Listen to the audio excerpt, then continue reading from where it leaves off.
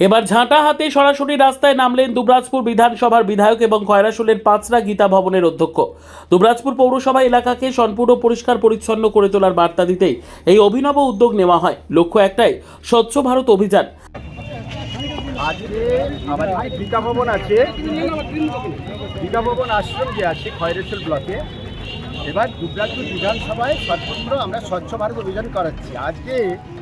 আজকে doctors day.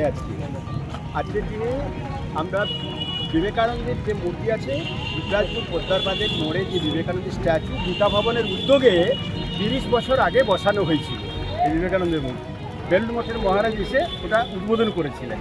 সেই বিবেকানন্দের পাদদেশ থেকে আমরা দুবরাজপুর শহর আজকে স্বচ্ছ অভিযান চালাচ্ছি এবং চারিদিকে পরিষ্কার। একদিন পরিষ্কার সেটা বড় কথা নয়, একটা বার্তা দেওয়া সকলকে যে আগামী দিনে শহরকে সুন্দর করে পরিচ্ছন্ন করে রাখতে হবে এবং সকলকে সে দায়িত্ব নিতে হবে। সবাইকে এই বার্তাটা দেওয়া এবং সর্বস্তরের মানুষ, কোনো দলীয়গতভাবে, কোনো দলগতভাবে নয়।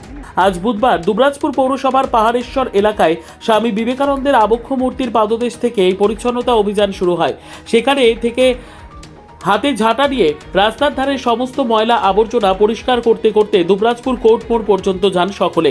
এই কর্মসূচিতে মূল আকর্ষণ ছিলেন পাঁচরা গীতা ভবনের অধ্যক্ষ স্বামী সত্যানন্দ মহারাজ এবং দুবরাজপুর বিধানসভার বিধায়ক অনুপ কুমার সাহা। দুজনেই সাধারণ মানুষের মতো রাস্তায় নেমে নিজে হাতে ঝাঁটা দিয়ে আবর্জনা পরিষ্কার করেন।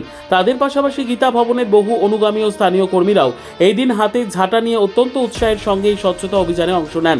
শহরকে দূষণমুক্ত ও পরিচ্ছন্ন রাখতে জনপ্রতিনিধি এবং ধর্মীয় গুরুদের এই যৌথ উদ্যোগকে সাধুবাদ জানিয়েছেন স্থানীয় বাসিন্দারা। আমরা প্রত্যেকটি মানুষকে বলতে চাই, স্বচ্ছ ভারত অভিযান কোনো একটা কার্যক্রম নয়, কোনো একটা দিনের কাজ নয়, এটা প্রতিদিন প্রতি মুহূর্তে। প্রধানমন্ত্রী নরেন্দ্র মোদীজি স্বচ্ছ ভারত অভিযানে সারা ভারতবর্ষের মানুষকে যুক্ত হতে বলেছেন এবং সেই কর্মসূচি কোথাও সরকারিভাবে, কোথাও বেসরকারিভাবে, কোথাও বিভিন্ন প্রতিষ্ঠানের মাধ্যম দিয়ে এটা প্রতিদিন প্রতি মুহূর্তে চলছে। আজকে অত্যন্ত আনন্দের বিষয়, একদিকে ডক্টরস ডে, যেখানে ডাক্তাররা প্রতি মুহূর্তে মানুষকে বাঁচানোর কাজ করে, সেই সমস্ত ডাক্তারদেরকেও আন্তরিক শুভেচ্ছা এবং অভিনন্দন জানাই। তার সাথে স্বচ্ছ ভারত অভিযান, যা আমাদের এই দুবরাজপুর শহরকে সুন্দর গড়ে তুলবে বলে আমি মনে করি।